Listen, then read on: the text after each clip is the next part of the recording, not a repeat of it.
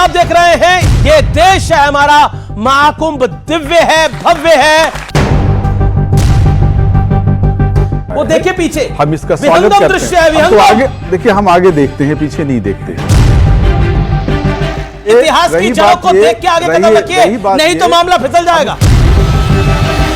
जब मुझे लगता है इस भीड़ को देख के चंद्रशेखर भैया के चक्कर आ गए होंगे, फत्ते भैया चकत्ता खा के नीचे गिर गए होंगे।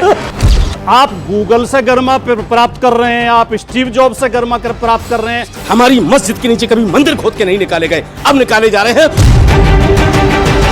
कुछ राजनीतिक दल ऐसे हैं जिन्होंने इतने पाप कर लिए हैं कि कुंभ नहा के भी पाप धुलेंगे नहीं। भारत मां अंगड़ाई लेती, सुप्त चेतना जाग रही और ऋषि मुनियों की देवधरा फिर अपना रूप संवार रही। आप देख रहे हैं ये देश है हमारा, अमीश देवगन के साथ। नमस्कार व्यूअर्स, मैं हूं अमीश देवगन और आप देख रहे हैं देश का सबसे प्रतिष्ठित वीकेंड का कार्यक्रम ये देश है हमारा। और देश में इस समय महाकुंभ की धूम है। महाकुंभ यानी वो आयोजन जो समाज को जोड़ता है, सनातन शक्ति का प्रतीक माना जाता है। यह महाकुंभ सिर्फ आस्था ही नहीं बल्कि देश की के अर्थतंत्र की भी एक बहुत बड़ी ताकत है। लेकिन 144 साल बाद प्रयागराज में चल रहे महाकुंभ पर भी सियासत अर्थात पॉलिटिक्स शुरू हो गई है। लेकिन बड़ा मुद्दा यह है कि जो सवाल महाकुंभ पर उठाए जा रहे हैं, क्या वैसे ही सवाल किसी दूसरे धर्म से जुड़े आयोजन पर उठाए जा सकते हैं? आज इसी मुद्दे पर जनता जनार्दन के बीच, मेरे युवा मित्रों के बीच होगी सबसे बड़ी बहस।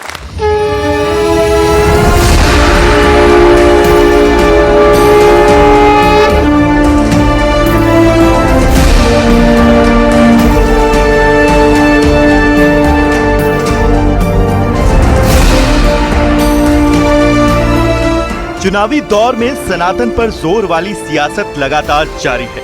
एक तरफ महाकुंभ में डुबकी लगाने वालों की संख्या लगातार नए नए रिकॉर्ड बना रही है, तो दूसरी तरफ सियासत में भी सनातन पर फोकस साफ साफ दिखाई दे रहा है।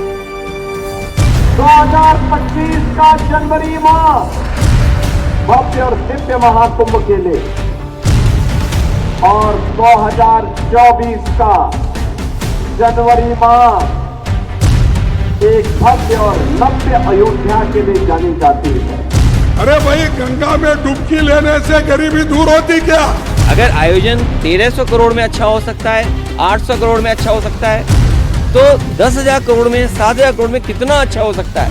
उसमें तो न कोई ट्रैफिक की दिक्कत होती, न कोई पानी की दिक्कत होती, न साधु संतों से बिजली का बिल लिया जाता या उनको असुविधा होती। इवेंट बना रखा है, करोड़ों पहुंच रहे हैं, करोड़ों पहुंच रहे हैं। मैं वहां का रहने वाला हूं, करोड़ कुछ होता है कि नहीं होता? तो सवाल यही है कि क्या महाकुंभ और चुनाव के बीच सनातन धुरी बन गया है? आज इसी मुद्दे पर होगी जनता के बीच देश की सबसे बड़ी बहस। हमारे साथ आज कौन कौन जुड़ा है? Doctor Sudhanshu Trivedi, member of parliament Bharatiya Janata party के और राष्ट्रीय प्रवक्ता है भारतीय जनता पार्टी के। राजकुमार भाटी, समाजवादी पार्टी के राष्ट्रीय प्रवक्ता हैं और सीनियर लीडर हैं। प्रोफेसर अनवर पाशा, प्रवक्ता राजद के यानी राष्ट्रीय जनता दल के और सीनियर नेता हैं। मौलाना अंसार रजा हमारे साथ हैं, गरीब नवाज फाउंडेशन के चेयरमैन। और आचार्य प्रमोद कृष्णम भी जुड़ेंगे हमारे साथ, वो थोड़ा डिले से चल रहे हैं। आप तमाम लोगों का अभिनंदन है, आप सबका भी अभिनंदन है इस चर्चा के अंदर। लेकिन राजकुमार भाटी, आपको महाकुंभ में कितने लोग डुबकी लगा रहे हैं उसका भी सबूत चाहिए। अपना एक प्रवक्ता और नेता बिठा दीजिए, वो गिनती करता चले कितने लगा रहे हैं। हम अपनी तरफ से कोई सवाल नहीं उठा रहे हैं। शुरुआत माननीय मुख्यमंत्री जी करते हैं। ये माननीय मुख्यमंत्री जी को अपनी गरिमा, अपने पद और अपनी जिम्मेदारी का एहसास करते हुए संतुलन बनाना चाहिए अपनी वाणी में। उन्हें ऐसा बोलना चाहिए जिसका खंडन ना करना पड़े। हमें कोई आपत्ति या कोई ऐतराज कुंभ पे नहीं है। हम कोई सवाल कुंभ पे नहीं उठा रहे। कुंभ में हमारी भी आस्था है, गंगा हमारी भी माँ है, गंगा में स्नान हम भी करते हैं, हमारी पार्टी के मुखिया भी करते हैं, पूर्व मुखिया माननीय नेताजी भी करते थे। 2007 में जब कुंभ का आयोजन हुआ तो नेताजी मुख्यमंत्री थे। वो खुद गए, उन्होंने स्नान किया, पूजा पाठ किया। 2013 में जब कुंभ का आयोजन यही प्रयागराज में हुआ, तो अब क्यों सवाल पूछ रहे हैं? अखिलेश यादव जी मुख्यमंत्री थे, अखिलेश यादव जी और डिंपल यादव दोनों ने स्नान किया, और अब भी जाएंगे अखिलेश जी कुंभ में। सवाल अव्यवस्थाओं पे उठा रहे हैं। वहां श्रद्धालुओं को सुविधा देने की जिम्मेदारी उत्तर प्रदेश सरकार की है, जिसमें उत्तर प्रदेश सरकार नाकाम हुई है। जो पत्रकार कुंभ में रिपोर्टिंग करने गए हैं वो बार बार दिखा रहे हैं अव्यवस्थाओं को, और जो पत्रकार वहां पैकेज लेने गए हैं वो सरकार का गुणगान गा रहे हैं। तो लड़ाई पैकेज की और रिपोर्टिंग की है, लड़ाई पत्रकारिता की तो और पैकेज की है। पत्रकार बन गए हैं। जब मुख्यमंत्री जी झूठ बोलते हैं, लंबी लंबी फेंकते हैं, आपको पता है कि कुंभ में साधुओं ने प्रदर्शन किया है जी। मैं अपने शब्द नहीं कह रहा, महामंडलेश्वर कह रहे हैं कुंभ में बजट को खा गए हैं, लगाया नहीं है, पानी नहीं है, बिजली नहीं है, सफाई नहीं है, कोई व्यवस्था नहीं है। श्रद्धालु जो है खुले आसमान के नीचे सर्दी में मर रहे हैं, सर्दी। और जो वो लगाए हैं पोल, पहले पोल पे नंबर लिखे जाते थे, इस बार नंबर भी नहीं है। अगर कोई मेले में गुम हो गया तो माइक पे ऐलान कर देते थे, फला नंबर पोल के पास खड़ा है, वहां जाकर ले लें। अव्यवस्थाएं हैं, लोगों को 15-15 किलोमीटर पैदल चलना पड़ रहा है। सरकार फेल है व्यवस्था करने में, इसलिए हमें पीड़ा है। सुधांशु त्रिवेदी, वो नंबर इसलिए गिन रहे हैं कि अव्यवस्थाएं हैं। देखिए, अखिलेश जी की बातों को सुन के आपको क्या लगा? पहले मैं सकारात्मक बात का जवाब दूंगा, फिर उन लोगों की बात का जवाब दूंगा जिन्होंने भारत के चंद्रयान को चंद्रमा पे पहुंचने के बाद चांद मुबारक लिखा था। ठीक है, ट्वीट जाके देख लीजिएगा। और वैसे एक हिंदी और उर्दू में फेज होता है चांद मारा, मतलब ल्यूनेटिक, जिसका दिमाग खिसक गया हो। तो मैं शब्दशः नहीं किसी के लिए बोल रहा हूं, जिस पार्टी का दिमाग खिसक गया हो, तो उनकी बातों का बाद में जवाब दूंगा। पहले एक सकारात्मक बात, यह कुंभ एक लंबे समय के बाद हो रहा है। यह डिजिटल एरा का पहला कुंभ है। यह कुंभ सैकड़ों सालों के बाद इसलिए महत्वपूर्ण है कि यह पहला कुंभ है कम से कम 450 साल के बाद, जो इलाहाबाद में नहीं प्रयागराज में हो रहा है। यह पहला कुंभ है जिस समय श्री रामलला विराजमान पूर्ण प्रतिष्ठित होकर फैजाबाद नहीं जिला अयोध्या में आके विराजमान हो चुके हैं। यह एक ऐसा कुंभ है जिसमें अगर आप देखें तो इतना बड़ा परिवर्तन, जानते क्या है? हम लोग बचपन में पढ़ाया गया है कि कुंभ कहां होता है, संगम कहां है? On the Confluence of Ganga Jamuna and mythical Saraswati. Ganga Jamuna और काल्पनिक सरस्वती के संगम पर। और काल्पनिक सरस्वती यथार्थ दिखी किसमें? नासा की पिक्चर में। यानी जो जो वैज्ञानिकता आगे बढ़ती जा रही है, चाहे जुपिटर के रोटेशन पे 12 साल में होने वाला यह कुंभ, और जुपिटर के रोटेशन पे क्यों?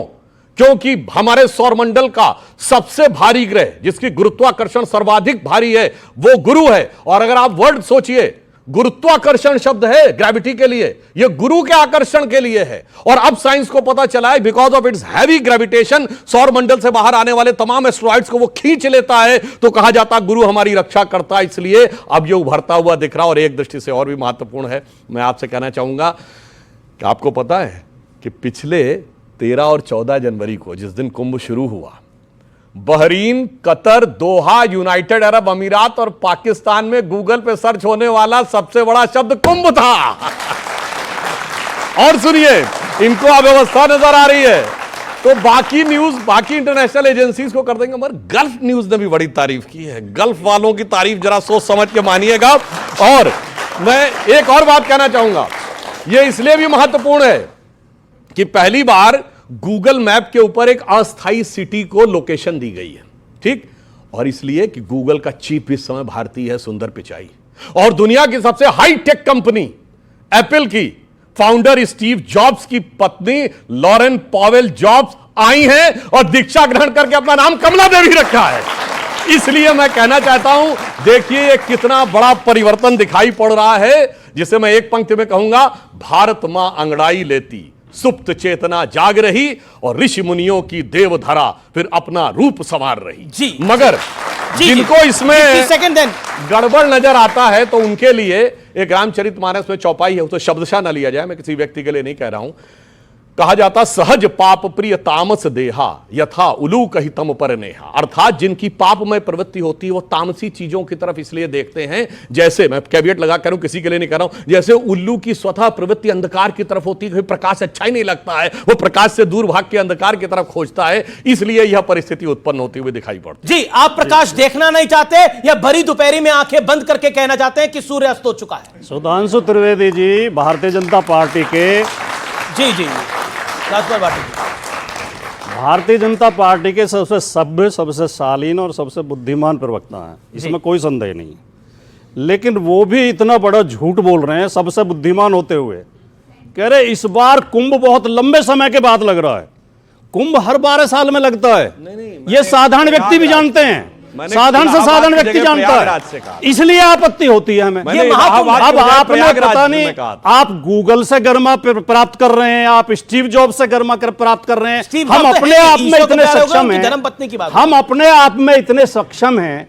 ये हिंदू धर्म इतना पुराना धर्म है, इतना विशाल धर्म है, इतना उदार धर्म है, इतनी इसमें विशेषताएं हैं कि हमें अपने ऊपर ही गर्व है, हमें किसी गूगल की जरूरत नहीं है। ठीक है, दूसरी बात, जी ये कुंभ का आयोजन कोई पहली बार नहीं हो रहा है। आजम खान ने कुंभ बहुत लंबे समय से हो रहा है। आजम खान ने जितने शानदार कुंभ का आयोजन किया था, उस पर बाहर दूसरे देशों की यूनिवर्सिटी तक रिसर्च करने आई थी।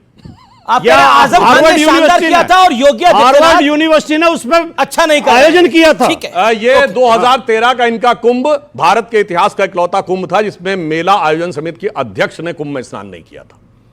आजम खान ने हमेशा मेला आयोजन समिति का अध्यक्ष और सच जाता है, मगर यही देखना होता है कि आजम सरकार का काम पूजा पाठ करना नहीं, प्रबंध देखना है और प्रबंध पर ध्यान दो, वो आप नहीं कर पा रहे। अरे भैया, अब बगैर रोजा रखे रोजा अवतार करना है सरकार का काम है, बगैर रोजेदार हुए रोजा अवतार करना सरकार का काम है। सरकार कभी नहीं करती, वो व्यक्तिगत करते हैं। चीफ मिनिस्टर के ऑफिशियल रेजिडेंस में होता था, व्यक्तिगत नहीं था।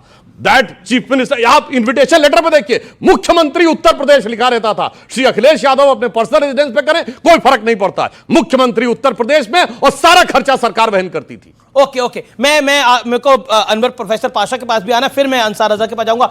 अमीश जी, मुझे बहुत अफसोस है, अफसोस के साथ ही कहना पड़ता है कि कुंभ जैसे पुण्य अवसर को भी, इस अनुष्ठान को भी, महाकुंभ जैसे अनुष्ठान को भी सियासत का अखाड़ा बना दिया गया है। और भारतीय जनता पार्टी यही काम करती है, इवन धार्मिक अनुष्ठान को भी, धार्मिक आयोजन को भी अपने राजनीतिक फायदे के लिए इस्तेमाल करती है। एक इसमें बयान अखिलेश जी का है और उधर मूर्ति मुलायम सिंह यादव जी की लगी हुई है। देखिए कौन किस पे निशाना, किस पे आपका इतराज मुलायम सिंह जी के मूर्ति लगने मेरा पे नहीं है, वहां साधु संतों का इतराज हुआ है जी। मैं कौन होता हूं इतराज करने वाला? ये इतराज अपने आप में साबित करता है कि किस तरह से संकुचित दृष्टि वाले लोग जो सनातन धर्म है उसके दायरे को महदूद करना चाहते हैं। यानी आप हमारे पॉलिटिकल अपोनेंट हैं तो आप सनातन धर्म का हिस्सा नहीं है, आपकी मूर्ति वहां नहीं लगनी चाहिए। ये जो अप्रोच है ये समाज को बांटने वाला है, ये समाज को एक साथ लाने वाला है। आपने कहा ना कि समाज को जोड़ने वाला अनुष्ठान है ये। मैं तो समझता हूं कि भारतीय जनता पार्टी इसको पॉलिटिकल अनुष्ठान के तौर पर देख रही है। सुधांशु जी ने जो बात की, मैं समझता हूं कि ये जो कुंभ का पूरा आयोजन है ये हमेशा से होता है, अनंत काल से होता आया है। इसके बारे में कोई हिस्ट्री नहीं बताई जा सकती कब से हुआ है, हमें अनंत काल से होता आया है। और इसमें इस तरह से आपका ये कहना कि ये पहली बार ऐसा हो रहा है कि प्रयागराज में हो रहा है। मैंने 450 आपने कहा कि पहली बार ये प्रयागराज में हो रहा है, पहली बार आप कह रहे हैं कि अयोध्या नाम बदल दिया गया। नाम बदल जाने से क्या आस्था पर कोई फर्क पड़ता है? जो लोग स्नान करने गए हैं, जिस आस्था के साथ गए हैं, क्या नाम बदल जाने से उनकी आस्था बदल जाएगी? सर, नाम से तो पहचान होती है। बदल दिया आपका प्रोफेसर अनवर पाशा नाम है, आपका नाम कुछ और बोल दे तो फिर आपको बुरा लगेगा। इसका मतलब ये है, इनका नाम राजकुमार भाटी है, उनका मौलाना अंसार रजा है। इसका मतलब ये है कि वो तमाम नाम जो दूसरे धर्मों से किसी तरह से जुड़े हुए हैं उन सबको बदल देना चाहिए। ओके, हमारे सुधांशु जी, आप लोग द्वेष पैदा कर रहे हैं, आप लोग डिवाइड पैदा कर रहे हैं। एक मिनट, मैं एक सवाल का जवाब और देना चाहूंगा। इन्होंने चंद्रमा पर भारत के यान के जाने की बात की, उनको शायद ये नहीं मालूम कि जो जाने वाले राकेश शर्मा जो थे हमारे, उन्होंने जो शेर वहां से पढ़ा था, सारे जहां से अच्छा हिंदुस्तान हमारा, ये स्पेस में गए थे, सारे जहां से अच्छा हिंदुस्तान हमारा कहा था। उसका उदाहरण इसलिए नहीं देंगे, उसको उद्धृत नहीं करेंगे क्योंकि वो उर्दू के एक शायर का शेर है। सुधांशु जी, एक शायर का शेर है, सारे जहां से अच्छा हिंदुस्तान हमारा। सुधांशु जी देखिए वो जो घटना बता रहे हैं मौलाना अंसार रजा, राकेश शर्मा 3 या 4 अप्रैल 84 को गए थे सोयूज T-11 से बैकानूर के अंतरिक्ष स्थल से गए थे। इंदिरा गांधी जी उनसे डायरेक्ट बात कर रही थी। मुझे वो सीन याद है टीवी पर। इंदिरा जी ने उनसे पूछा, राकेश जी स्पेस से भारत कैसा नजर आता है? तो उन्होंने कहा था सारे जहां से अच्छा हिंदुस्तान हमारा। उस कॉन्टेक्स्ट में कहा गया, मगर उस कॉन्टेक्स्ट में भारत की श्रेष्ठता न होकर उर्दू का वो शायर नजर आया। और उर्दू के उस शायर ने यह भी लिखा है, उसी अल्लामा इकबाल ने, हो जाए इशारा अगर शाह खुरासन का सिजदा न करूं हिंद की नापाक जमी पर, चीनो अरब हमारा और हिंदू मुस्लिम है हम वतन है सारा जहां हमारा, यह भी लिखा है। इसलिए वो केवल आपने उसको एक शायर से कनेक्ट किया तो वो बात उचित नहीं है। हाँ, यहां मैं कहना चाहता हूं, मैंने बहुत स्पष्ट किया था कि 450 साल के बाद। और मैं एक और बात कह दूं, एक बड़ी विचित्र बात है कि जब प्रयागराज का नाम इलाहाबाद था, जब वो हटाया क्या गया, परावर्तित किया गया, ठीक, उस पे आपत्ति दर्ज की कि साहब मुस्लिमों को आपत्ति हो रही। जबकि आपको पता है इलाहाबाद का नाम इलाहाबाद क्यों पड़ा? क्योंकि अकबर ने एक धर्म चलाया था दीन इलाही, जो एक प्रकार से उसने अपने को डिफैक्टो पैगंबर घोषित कर दिया था और मौलवियों ने उसकी आलोचना करके उसको इस्लाम से खारिज कर दिया था। उसे बैक ट्रैक लेना पड़ा। उसने कहा तू कौन हो गया भाई धर्म चलाने वाला? और आप समझिए जिसको एंटी इस्लामिक माना गया दीन इलाही को, वो इलाहाबाद आज की राजनीति में मुस्लिमों का प्रतीक हो गया। यह राजनीति है। यानी इसका मतलब कोई भी मुद्दा बनाकर आपको हिंदू अंसार रजा पहली बार बोल रहे हैं। अंसार रजा मैं आपका रुख करता हूं। हर धार्मिक स्थल को इस तरह से एतराज करना, चाहे वो अखिलेश यादव कर रहे हों या वो नाम नेहाद नई पार्टी का वो आदमी आया जो कह रहा है कि पाप धोने लोग जा रहे हैं, उसको शर्म नहीं आती है जुमला कहने में। इलाहाबाद हो या प्रयागराज हो, ऐसा नहीं है कि आप महाकुंभ में जाएंगे तभी आपके पाप धुलेंगे। वो हमेशा से पवित्र नदियां रही हैं और लोग जाते रहे हैं, ठीक है ना जी। अब तुम ये कहो, तुम्हें कैसे पता है कि भाई जो लोग वहां स्नान करने के लिए जा रहे हैं वो पापी हैं? तो उससे बड़ा पापी कौन है भाई? तू तो दिन भर पाप करता घूम रहा अपनी राजनीति के लिए। 1 लाख जाए, 1 करोड़ जाए, 10 करोड़ जाए, जिनकी आस्था है वो जाएंगे। तो शुरुआत एक सेकंड सर, एक सेकंड मैं बीच में मैं सुना। मैं देखिए, मैं यहां कोई राजनीति करने नहीं आया हूं धर्म के नाम पे, लेकिन अमीश जी, पर धर्म के नाम पे तो राजनीति होती है। वहां कहा जाता है कि इससे मुसलमान खुश होंगे, तुष्टीकरण होगा। देखिए, सेकुलर देश है। असल में क्या है ना, इन नाम नेहाद सेकुलर पार्टियों ने जितना गर्क में डाला है मुसलमानों को, उतना किसी ने नहीं डाला, किसी ने नहीं डाला। ये तबाह कर दिया है इन सेकुलर पार्टियों ने मुसलमानों को। हम ये बताओ आप मुझे, कुंभ में जो लोग स्नान करने के लिए जा रहे हैं, किसी मुसलमान ने गिनती की है क्या कि भाई तुम कितने जा रहे हो, कितने नहीं जा रहे हो? हम क्यों एतराज करें भाई? और जहां तक मूर्ति लगाने का सवाल है, भाई आप मूर्ति लगा रहे हो, खुशी से लगाओ। फिर आप ट्रेन में झांक के देख रहे हो क्या कि कितने जा रहे हैं, कितने? सबसे पूछ रहे हो क्या? अखिलेश जी कितने ट्रेनों में घुस करके पूछा है कि तुम कुंभ जा रहे हो कि नहीं जा रहे हो? ये क्या मतलब है यार?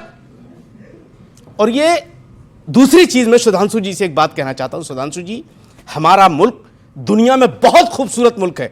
मेरा हिंदुस्तान सबसे ज्यादा खूबसूरत, बहुत शानदार, सबसे ज्यादा खूबसूरत है। लेकिन महाकुंभ के नाम पर जो वहां बैठ करके ये कहा जा रहा है कि हम इसको हिंदू राष्ट्र बनाएंगे, ये गलत है। ये जो सनातन की बूस्टर डोज है आप कह रहे हैं। देखिए, सनातन शुरू से था और जब तक दुनिया रहेगी तब तक रहेगा।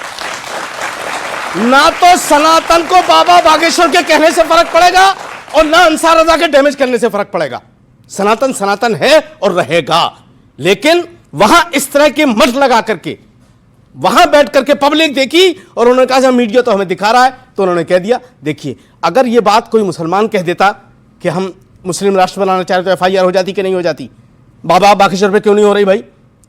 हिंदुस्तान संविधान से है, हम अपने संविधान को मानते हैं। जी जी जी। और संविधान सेकुलर मुल्क कहता है इसको कि भाईचारे में सब रहते हैं। आप क्यों हिंदू राष्ट्र को लेकर राजपूत भाटी रिएक्ट करना चाहते हैं? फिर मैं सुधांशु का राजपूत भाटी, इस पे मैं सफाई देना चाहता हूं। जो कह रहे हैं कि आप जैसी सेकुलर पार्टी ने सत्यानाश कर दिया है, वो तो खैर मैं बता दूंगा। लेकिन जो माननीय नेताजी की मूर्ति पे बार बार सवाल उठाया जा रहा, आपने भी 2-3 बार बोला।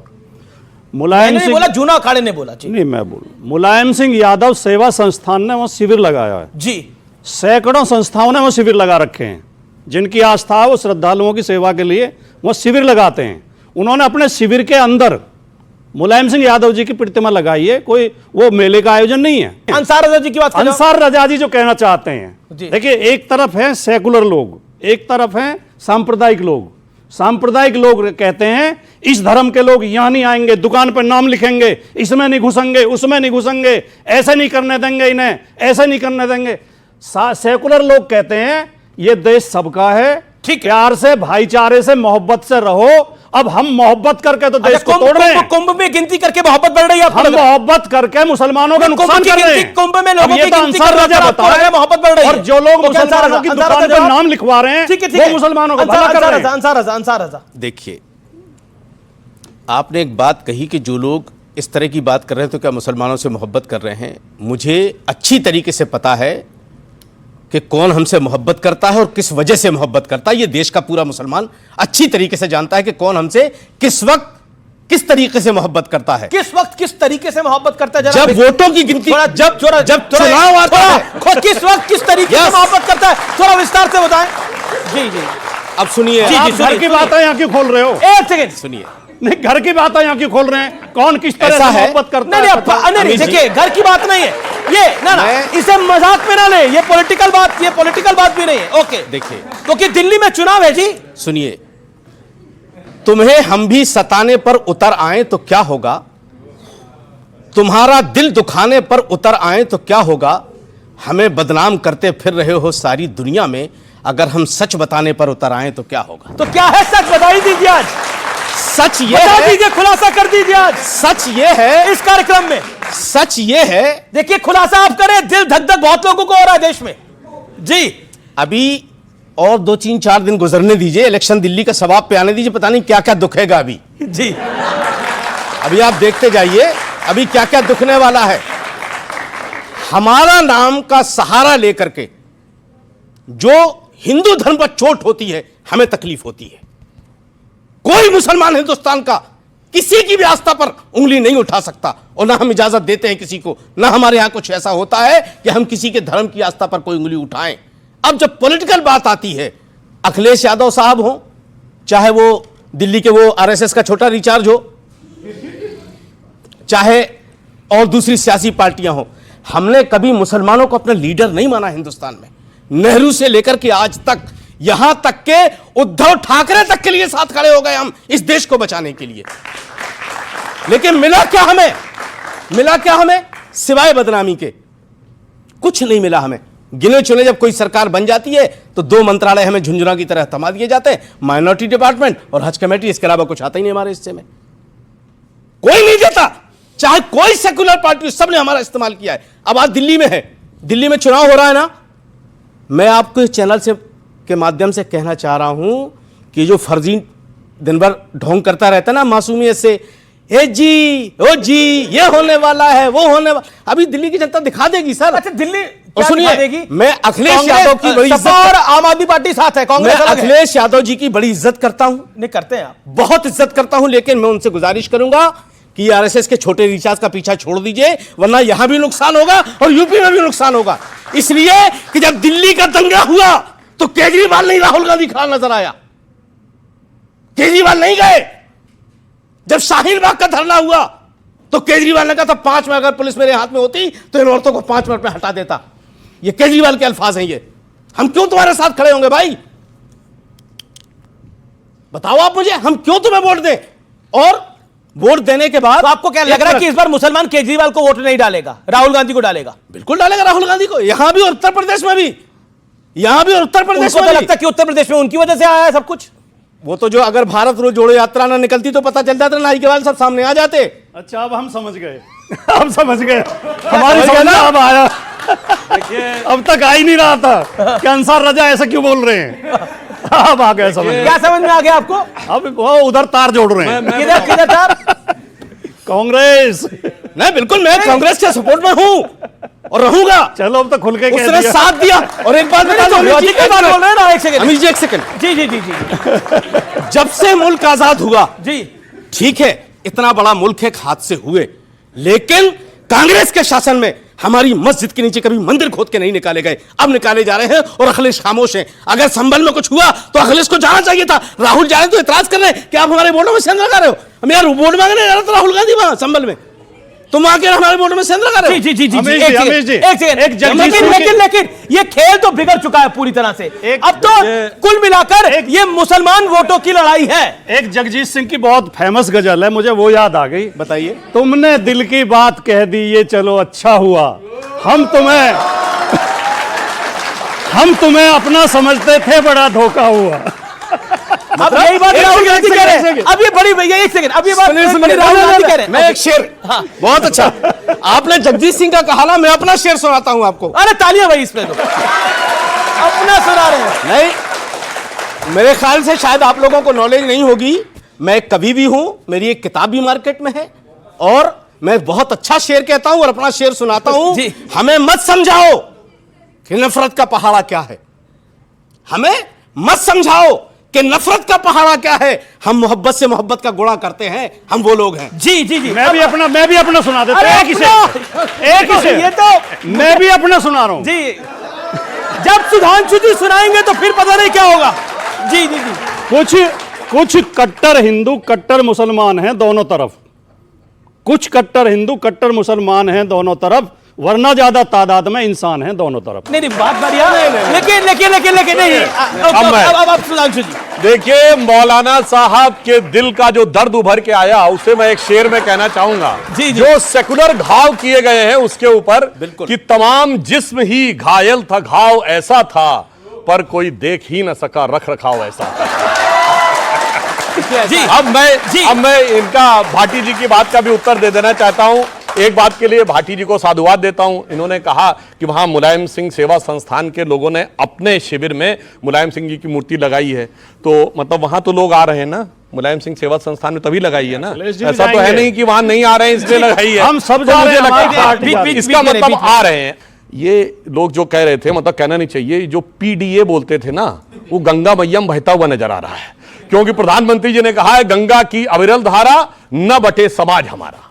उन्होंने कहा महाकुंभ का एक ही संदेश, एक रहेगा भारत देश। तो अब जानते क्या हो रहा है, मैं पूछना चाहता हूं राहुल गांधी जी से, आप बहुत कहते थे 20 किलोमीटर लंबे घाट बने, कोई कहता है अगल बगल में कि कौन व्यक्ति कहां पे स्नान कर रहा है। इसलिए जो भारत का स्वर उभरता नजर आ रहा है उसे देख के इन लोगों को डर लग रहा है, जिसे एक पंक्ति में कहूंगा, यह कुंभ का मेला का वो जन समूह दिखा रहा है कि जाति वर्ग और प्रांत भेद के भ्रम को दूर भगाता है, सबके मन का भाव एक है, सबकी भारत माता है, अनेकता में ऐक्य मंत्र को जन जन फिर अपनाता है, देखो प्यारा देश हमारा आगे बढ़ता है। जी जी, मैं बिल्कुल आ रहा हूं, लेकिन जो लोग चलाते ये नाइंसाफी हो जाएगी। जी जी जी, देखिए अभी मोदी साहब का इन्होंने जिक्र किया, मोदी साहब हमारे देश के प्रधानमंत्री हैं और हम चाहते हैं कि वो स्वस्थ रहें, अच्छी तरीके से उनकी तबीयत पानी रहे। देखिए वो जब ये बात कहते हैं ना कि मोदी जी चाहते हैं कि भारत एक रहे, तो फिर हमें वो मंगलसूत्र भी याद आ जाता है, फिर हमें शमशान कब्रिस्तान भी याद आ जाता है। ये देश के सर्वोच्च संविधान पर बैठे शख्स की जबान से ये चीजें अच्छी नहीं लगती। अब आ जाइए आप योगी जी पर। योगी जी भी जो भाषा इस्तेमाल कर रहे हैं ना, ये एक साधु के लिए भी ठीक नहीं है और एक शासक के लिए भी ठीक नहीं है। जिस तरह जैसे उन्होंने अभी वो कटोगे बटोगे इस तरह की जो इस तरह की नारे आए। देखिए संवैधानिक पद पर आप बैठे हैं, आपने शपथ संविधान की ली है और आप ये मट के, और साधु तो निर्मल होता है सर, साधु का आप ये देखिए प्रभु श्री राम की जिंदगी को उठा करके दिया, आप उनको आदर्श मानते हैं ना अपना। उन्होंने सिर्फ अपने बाप के कहने पर सिंहासन को लात मार दी थी सर। आप क्या बात कर रहे हो? आप क्या चाह रहे हैं? उनका भाई योगी जी भी सिंहासन को छोड़ के चले जाएं? ना बिल्कुल नहीं। चाहते क्या है? वो हम कह रहे हैं वो तो इधर आ जाएं, इनको हटा के वहां आ जाएं, मुझे कोई दिक्कत नहीं है। हिंदुस्तान हिंदुस्तानी रहेगा, चाहे योगी जी राष्ट्रपति बन जाए, चाहे प्रधानमंत्री बन जाए, चाहे फिर से मुख्यमंत्री बन जाए। लेकिन मैं सिर्फ इतना कहना चाहता हूं कि जो शासक है उसको मुल्क के बचाने की जिम्मेदारी शासक को मुल्क को बचाना चाहिए। ये बटेंगे और कटेंगे का खेल नहीं चलेगा। सनातन की ओवरडोज, ये कई लेफ्टिस्ट और कई पॉलिटिकल पार्टी कह रही है सनातन की ओवरडोज देश को फंसा देगी। नहीं, मैं बता रहा हूं, पहली बात जो इन्होंने कही कि भगवान राम अपने पिताजी के कहने के ऊपर, एक वचन के ऊपर जंगल में चले गए। बताइए, दुनिया का इतिहास भरा पड़ा उदाहरणों से कि भाई भाई का गला काट के गद्दी पे बैठा और बेटा बाप को मार के गद्दी पे बैठा। वहां पे आदर्श कितना बड़ा था। और इसे उर्दू में भी एक रामायण लिखी गई है, चकबस्त रामायण, और उसमें लिखा है कि रुखसत हुए वो बाप से लेकर खुदा का नाम, भगवान राम के लिए लखनऊ के हैं, लखनऊ के थे चकबस्त। तो उन्होंने कहा रुखसत हुए वो बाप से लेकर खुदा का नाम, राहे वफा की मंजिले अव्वल हुई तमाम। यानी पूरी दुनिया को दिखाया कि क्या आदर्श होता है। मैं वही कह रहा हूं सर। अब रही बात इसकी, एक बात मगर मौलाना साहब आपसे मैं इत्तेफाक नहीं रखूंगा। आपने शमशान और कब्रिस्तान की बात कही। शमशान का उल्लेख हमारे धर्म ग्रंथों में है, कब्रिस्तान का इस्लाम के कॉन्सेप्ट में कोई उल्लेख नहीं है। जाकिर नायक ने भी वो सईद बुखारी की हदीस भी कोट किया है। उन्होंने सुनिए सर, जाकिर नायक से इस्लाम चलेगा क्या सर? उन्होंने प्रोफेट मोहम्मद साहब को कोट किया है कि इस्लाम में कोई पक्की कब्र नहीं होनी चाहिए। यार वो देश का पक्की कब्र उसकी मिसाल है। उन्होंने साहब वो हमारे देश का कोट किया है। आप उसकी क्या मिसाल दे रहे हो भाई? वो हमारे सनातन धर्म को बुरा कहता है, आप उसकी मिसाल दे रहे हो। अरे भाई आप लोग क्या मतलब है भाई? शांति के जाकिर नायक से क्या लेना देना है? अरे भाई जाकिर नायक ने वो कोट किया है जिसमें उसने सईद बुखारी की हदीस कोट की है। नमस्कार सर, मेरा नाम तलहा इमरोज खान है और मेरा सवाल सुधांशु जी से है। सवाल यह है सर कि जो मैनेजमेंट, जो ताकत महाकुंभ के आयोजन में लगाई जा रही है, क्या वही ताकत अगर देश की बेरोजगारी को हटाने में, गिरते हुए रुपए को सही करने में और हमारी अर्थव्यवस्था को ठीक करने में लगाई जाए तो क्या वो ज्यादा अच्छी नहीं रहेगी? ठीक है, सवाल आया। महाकुंभ से 2.5 लाख करोड़ रुपए का बिजनेस हो रहा है। और सुनिए, बिजनेस स्टैंडर्ड की न्यूज पढ़ लीजिएगा जाके, उसने कहा है कि इस साल भारत के जीडीपी में 1% का कंट्रीब्यूशन अकेले कुंभ से रिलेटेड इकोनॉमी से आएगा। और इकोनॉमी का अंतर क्या होता मैं ये भी बताना चाहता हूं। 2024 का साल एक मामले में और पहला साल है। इससे पहले भारत में जितने भी टूरिज्म के डेस्टिनेशन थे, सबसे ज्यादा हर साल में आगरा के ताजमहल को देखने लोग जाते थे। 2024 पहला ईयर है जब आगरा के ताजमहल नहीं, अयोध्या में श्री राम जन्मभूमि को देखने 1,80,00,000 लोग गए। और उन्होंने जो इकोनॉमी में कंट्रीब्यूट किया है, उस पूरी इकोनॉमिक नेटवर्क को देखकर समझ में आना चाहिए। अच्छा, एक और आपको मजेदार बात बताएं, दुनिया के 60 देशों के लोग आए हैं। और कुंभ की एक और खास बात बताएं, यूक्रेन और रशिया के जो सन्यासी आए हैं, उनका कैंप एक दूसरे के अपोजिट लगाया गया है और दोनों मिलकर हवन कर रहे हैं शांति के लिए। इसीलिए मुझे अटल जी की कविता की वो पंक्ति आती है कि मैं अखिल विश्व का गुरु महान, देता विद्या का अमरदान, मैंने दिखलाया मुक्ति मार्ग, मैंने सिखलाया ब्रह्म ज्ञान, मेरे वेदों का ज्ञान अमर, मेरे वेदों की ज्योति प्रखर, मानव के मन का अंधकार क्या कभी सामने सका ठहर, मेरे स्वर नभ में गहर गहर, सागर के जल में छैर छैर, इस कोने से उस कोने तक कर सकते जगती सौरभ में, हिंदू तन मन हिंदू जीवन, रग रग हिंदू मेरा। सवाल आपका सवाल क्या है? जी सवाल क्या है आपका? आप लोग राजनीति कम करते और हिंदू के सनातन पे ज्यादा अटैक करते हैं, ऐसा क्यों? हमारे धार्मिक ग्रंथ पे कभी बीमारी कहते हैं सनातन को, कभी अब्यूजिव वर्ड्स यूज करते हैं इसके। क्योंकि राजद के एक मंत्री ने इस बात को बोला था, सनातन को समाप्त करने के लिए कई लोग इंडिया अलायंस के आगे निकले पड़े थे। जरा दिव्य और भव्य कुंभ की तस्वीरें देखिए, जरा तस्वीरें चलाइए। कहां ये तो और भव्य हो रहा है जिसको समाप्त करने चल रहे थे आप लोग। देखिए, आपसे मेरा ताल्लुक है इंडिया अलायंस के कई नेताओं से। हमारे लिए ये खुशी की बात है कि बहुत भव्य रूप से आयोजन किया जा रहा है। वो देखिए पीछे, हम इसका स्वागत करते हैं। हम तो आगे देखिए, हम आगे देखते हैं, पीछे नहीं देखते। हम भविष्य में यकीन रखते हैं, हम भविष्य में यकीन रखते हैं, आगे देखते हैं। नहीं, पर इतिहास की जड़ों को देख के आगे कदम रखिए, नहीं तो मामला फिसल जाएगा। इसका स्वागत करते हैं, लेकिन हम इस बात की घोषणा करते हैं कि कुंभ को, महाकुंभ को, इस आयोजन को बिजनेस के पॉइंट ऑफ व्यू से देखा जाए। इतने लाख का जो है इससे फायदा हो रहा है, इतने लाख का हम बिजनेस कर रहे हैं, इतना लाख जीडीपी उससे बढ़ रहा है, ये हमारे लिए शोभा नहीं देता है। भारत में और दुनिया में जो टूरिज्म है, एक फंडामेंटल अंतर है। दुनिया में टूरिज्म होता है मौज मस्ती के लिए, वो जो पुराना गाना था, खाएंगे पिएंगे मौज करेंगे, और क्या। हमारे यहाँ शरीर को सुख देने के लिए नहीं जाते हैं, जहां लोग जाते हैं शरीर को कष्ट देने के लिए जाते हैं, आत्मशुद्धि के लिए जाते हैं, मौज मस्ती के लिए नहीं जाते हैं। ये दोनों में फंडामेंटल डिफरेंस है, इसलिए इन्हें यह बात समझनी चाहिए। और जहां तक मैं कहना चाहूंगा, एक समस्या यह है जी, एक सेकंड, आचार्य प्रमोद कृष्णम आ गए हमारे साथ। अंसार रजा, एक तो सेकुलर सियासत से आपको इतनी दिक्कत क्यों हो गई है? एक आपको इस बार लग रहा है कि जो चुनाव हो रहे हैं, हालांकि क्योंकि सत्य सनातन और सियासत है, देखिए बीजेपी महाकुंभ की बात कर रही है और बाकी लोग इस पर सवाल खड़े कर रहे हैं, उनको लगता है इस पर वोट पड़ जाता है। देखिए अमीश जी, ऐसा है, अरविंद केजरीवाल जी भी तो है मैदान में। अरे क्यों आप नाम लेते हो अरविंद केजरीवाल? जिसने पूरी दिल्ली में शराब के ठेके खुलवा दिए, वो नाम लेने लायक है यार? आप क्या बात करते हो? पूरी दिल्ली की गलियों को झील बना के रख दिया। अब उसका नाम लेकर मैं कुछ और कहना चाह रहा हूं। अखिलेश जी चाहते हैं अरविंद जी के, अखिलेश जी कुंभ पे सवाल खड़ा कर रहे हैं। अखिलेश जी को भी पता चल जाएगा यूपी में, आप काहे चिंता कर रहे हो बाबू, आएगा।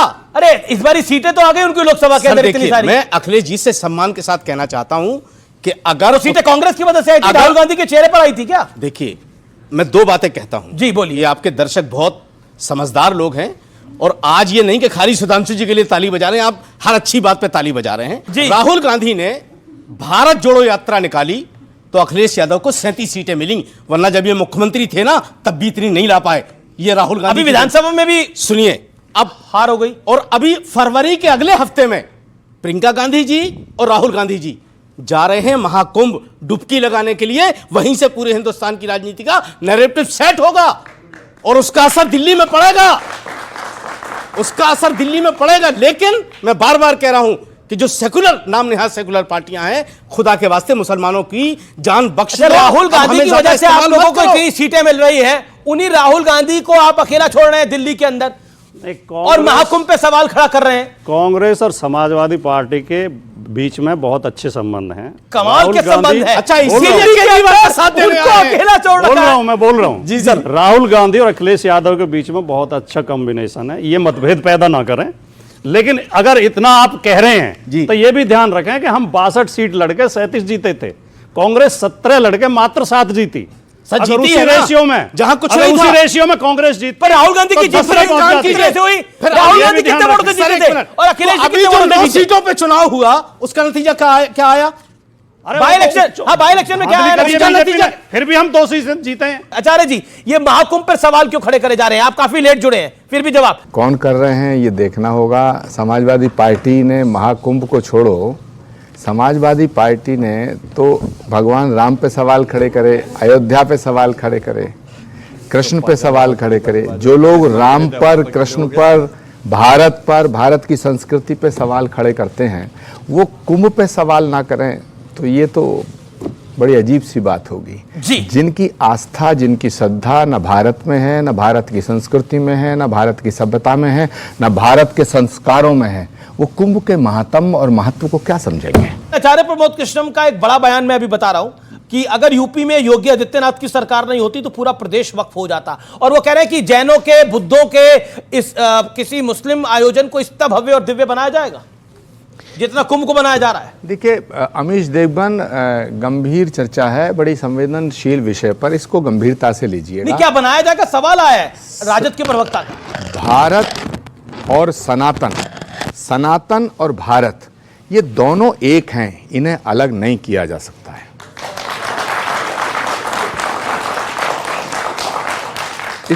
इसको आप रिकॉर्ड पे लें।